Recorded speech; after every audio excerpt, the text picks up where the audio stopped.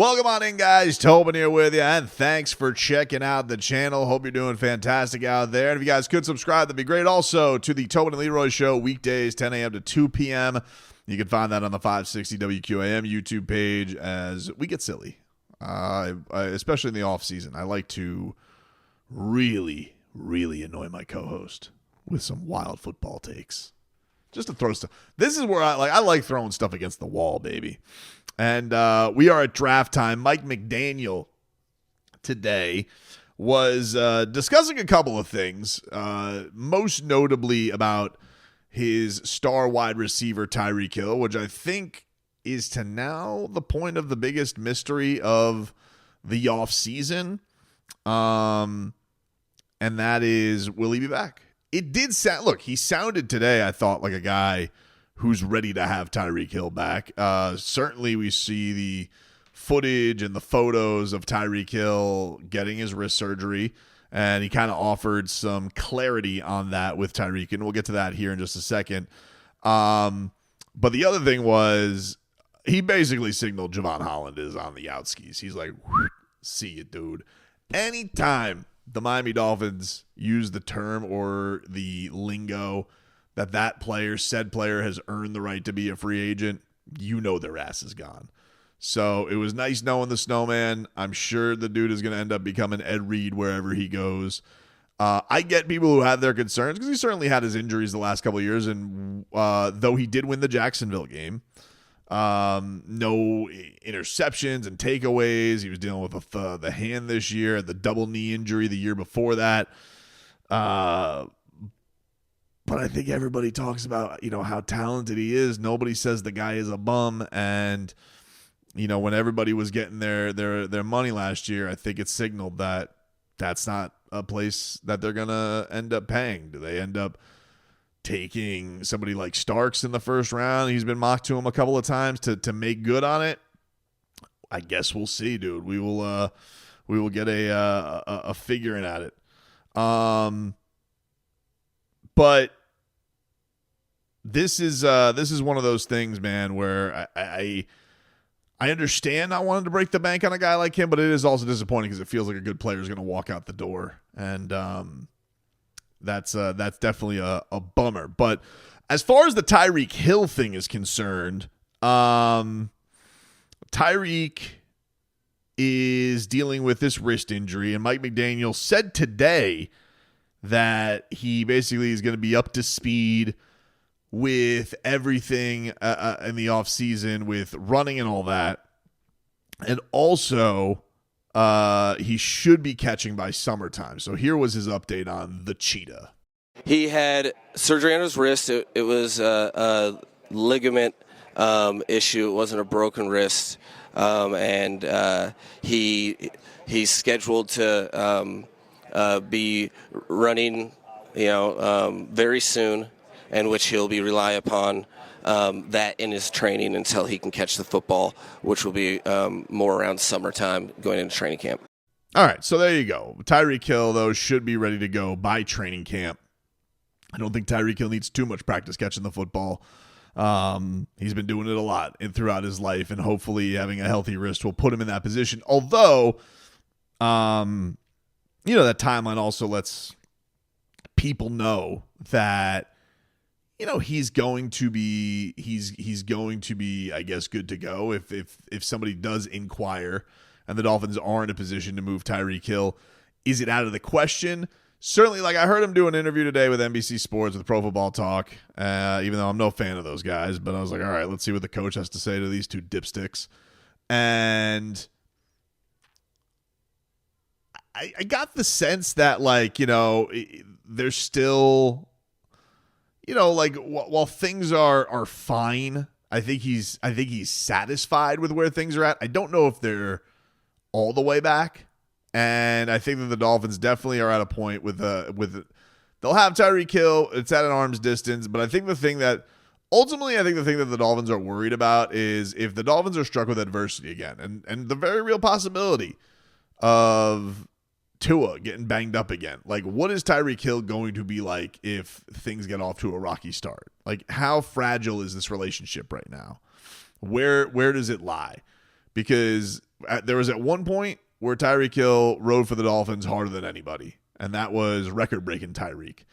And maybe if they go back to an offense that is completely focused and geared towards getting him the football, which, by the way, I was a very big fan of watching. I loved watching the Tyreek Hill offense. And not just having him be there as a decoy and a blocker. Maybe things are better. I think a Tyreek Hill who gets the football, typically a star wide receiver who gets the football, usually it's going to be smoother.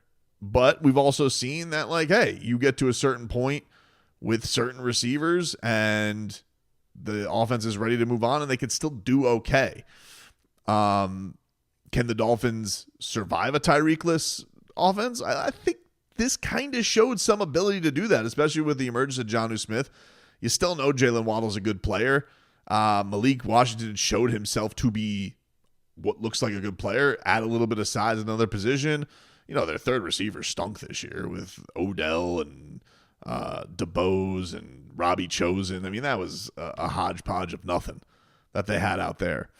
So if they do find a taker for Tyreek and are able to equate that to going to a different direction, yeah, maybe that will be beneficial. I don't know. But one of the things that was interesting, there was a clip from the Joe Rose show. Shout out to Joe Rose. Come on every day after Joe. And Joe had said this thing about Tyreek Hill in that he had heard that Tyreek Hill was the reason Wes Welker got fired. And this was what the clip was from the Joe Rose show. I got to tell you the other one too, man. If Tyreek Hill got Wes Welker fired, which is what everybody tells me, I mean, if those guys are running to the head coach or the coach is seeing stuff and it's not working, I mean, if you're blaming Wes Welker for that passing game last year, Wes Welker had nothing to do with the too deep. Don't blame him. Wes Welker wants his guys to block and play hard. Anyway, we got to go to break. So, and then he sends it to break. So this obviously went crazy yesterday because it was made known that, okay, Tyreek Hill couldn't deal with Wes Welker. I would be surprised that Tyreek would be at the point where he was fed up with Wes Welker, even though he's the passing game coordinator. But it was a surprising firing. Wes Welker being tight with Mike McDaniel, coming from San Francisco. Yeah, it was a little surprising. And I don't know if it was a work ethic thing, if it was some have had the theory was Wes covering for Tyreek too much and that made Mike McDaniel look foolish to the rest of the team. I don't know, dude. I don't have a good answer for it. If it does have some element to it, it could show you that maybe there was a break in trust from Mike to Wes that possibly had to do it. But Mike addressed it today, and this is what he had to say about the whole Wes Welker scenario that went down. And he he took the blame away from Tyreek. With the hearing wide receivers coach, did that have anything to do with keeping that room, specifically Tyreek? I could see why one could come to that conclusion. However, it wasn't at all. In coaching, especially, I have a high regard for Wes Welker. And, generally in my position, I have to do the hard thing, which is, in this case, is look past the relationship. And, for me, I take the job and the responsibility of being a head coach super serious. And I don't play with people's livelihoods. So, for me, when it's very important that I outline specifically what I'm looking for on the front end with a coach, and in certain situations, those things can't be delivered upon. So, who else is going to do the hard but right thing? That's my job. But it was motivated in things that were much beyond, what happened with Tyreek at the end of the season. Okay. And says it's much beyond about what happened with Tyreek Hill at the end of the season, which, of course, was pulling himself out of the game. I don't know, dude. I don't know. I don't really. here's the thing. I don't really understand why Joe would make anything up. Joe's been around the team forever. He's been the voice of the Miami Dolphins forever. And obviously has some knowledge about what goes on around there, right? The guy who has the incentive to make it look good is Mike McDaniel. So if you are in the place where you are trying to, it's twofold, right? You're either in the place where you're trying to smooth things over with your star player and be like, hey, they're saying here I'm a coach killer. Let's squash that narrative. So there could be that. Or if you were trying to deal him, you want to squash the idea that he is a coach killer or not listening to coaches or whatever. Look, Tyreek Hill's not going to be the first star player in the history of star players to get special treatment from coaching, get different rules, get to live by those different rules, because when he goes out there on Sunday, he's one of the most dangerous people to catch a football or get the football in his hands. That's been going on since professional sports was professional sports. So it's not like I sit here and clutch my pearls. Oh my God, Tyreek Hill got special treatment.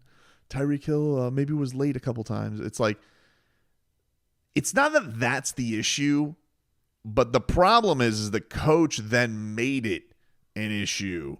So it's kind of like, it's a little similar to what was going on with the Heat, where it's like you put up with stuff with your star player, but it's on the bearing of, hey, we're getting to the NBA Finals. With the Dolphins, it's like, hey, you put up with this because he's the number one player in the NFL. He's putting up record numbers. He's breaking the franchise record back-to-back years. And then this year, all right, he didn't produce to that level. Now, to be fair from Tyreek's side, dude appeared to play banged up the entire season. Probably could have shut it down midway through the season. And did try and be out there for his teammates until very strangely at the end he didn't. So we can all agree that this very much ended ugly. You're hopeful it's just an emotional outburst and this is a one and done. But I'm sure there are plenty of people in the Dolphins organization who are skeptical of that and worried that the next time, let's just say Tua misses a game, that this could be an issue. And I still am not like at this point where it's like, all right, case closed, we're done. Everything's cool in Dolphins land with Tyreek Hill. We're ready to move on. If somebody does, are they going to give him away for peanuts? No. I think that's why you put up a strong front. I think the Dolphins are putting themselves in a position, all right, what if somebody does dazzle us for Tyreek Hill? Do you hang up the phone? It's got to be the point. I would say it's got to be the point in their history where they're the most open to it than they've ever been, right? Duh. You know, this is not coming off of a record-breaking season for the franchise. So be interested to keep an ear out, but very interesting getting what we got today from the head coach on his star.